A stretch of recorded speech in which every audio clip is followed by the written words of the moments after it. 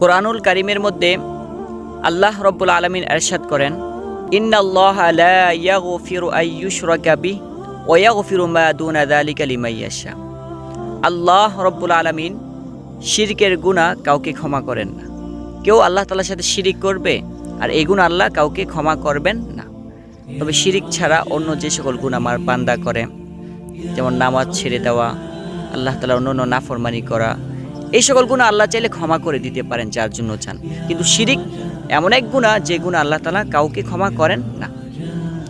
আমরা তো জানি দুর্গার পূজা করা শিরিক, সরস্বতীর পূজা করা শিরিক, লক্ষ্মীর পূজা করা শিরিক, কালীর পূজা করা শিরিক। এগুলোকে আমরা শিরিক হিসেবে জানি, মনে করি। কিন্তু দোয়ার ক্ষেত্রে যে শিরিক হয়, ইবাদতের ক্ষেত্রে যে শিরিক হয়, এমনকি ভালোবাসার ক্ষেত্রে যে শিরিক হয়, এটাকে আমরা অনেকেই জানি না। বান্দা যে পরিমাণ ভালোবাসা দরকার আল্লাহকে, এই পরিমাণ ভালোবাসা যখন পরস্পর একজন যুবক একজন যুবতীকে যখন ভালোবাসে এবং তাদের ভালোবাসার লেভেলটা যখন এই পরিমাণ উঁচুতে চলে যায় যে আল্লাহ তাআলা চাইতে উপরে, তখন তারা ভালোবাসার ক্ষেত্রে শিরকে নিমজ্জিত হয়ে যায়।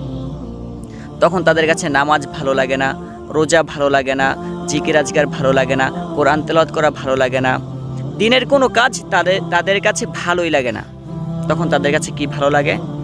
রাত জেগে মেয়ে বন্ধুর সাথে জিনা ব্যভিচারের কথা বলতে তাদের কাছে ভালো লাগে। আল্লাহ তাআলার সাথে গোপনে একটু কথা বলবে, আল্লাহ তাআলাকে সেজদা দিবে, তাহাজ্জুদের সালাত পড়বে, এটা তাদের কাছে ভালো লাগে না। তাদের কাছে ভালো লাগে মেয়ে বন্ধুর উরুতে সেজদা দেওয়া। নাউযুবিল্লাহ। আমরা এই পরিমাণ খারাপের দিকে আমরা চলে যাই। আল্লাহ তাআলা আমাদেরকে সতর্ক করে সূরাতুল বাকারার 165 নম্বর আয়াতে বলেছেন, ওয়া মিনান নাসি মাইয়াত্তাখিযু মিন দুনিল্লাহি আনদাদ ইউহিব্বুনাহুম কাহুব্বিল্লাহ।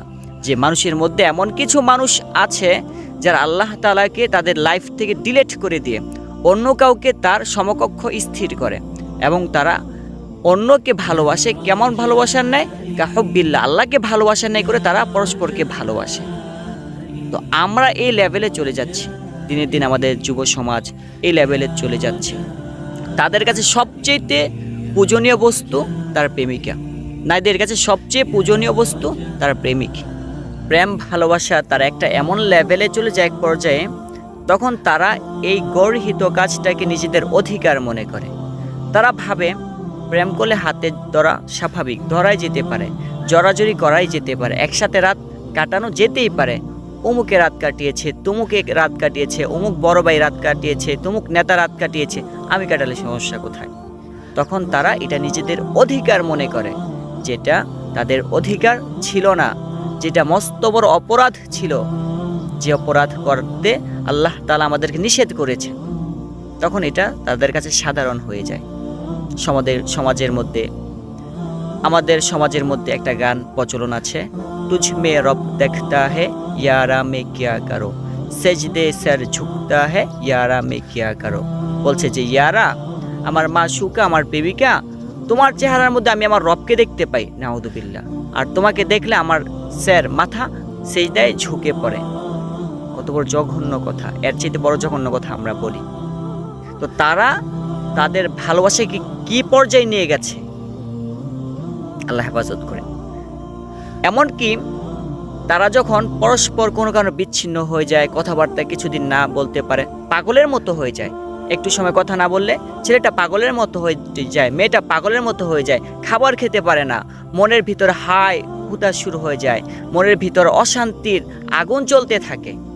কারণ তারা আল্লাহকে ভালোবাসার পরিবর্তে তারা একজন দুনিয়ার মাশুকাকে, দুনিয়ার প্রেমিকাকে তারা ভালোবাসার পূজনীয় বস্তু বানিয়ে ফেলেছে। সেজন্য আল্লাহ তাআলা দুনিয়াতে এটা একটা আযাব। যারা ভালোবাসা করে তাদের ভিতরে সবসময় অস্থিরতা কাজ করে, পেরেশানি কাজ করে, টেনশন কাজ করে, নিজেদেরকে সবসময় কন্ট্রোলে রাখতে পারে না। এটা দুনিয়াতেও তাদের জন্য আযাব বয়ে নিয়ে আসবে এবং আখিরাতেও তাদের জন্য শাস্তি থাকবে। আল্লাহ আমাদেরকে রক্ষা করেন, আমিন।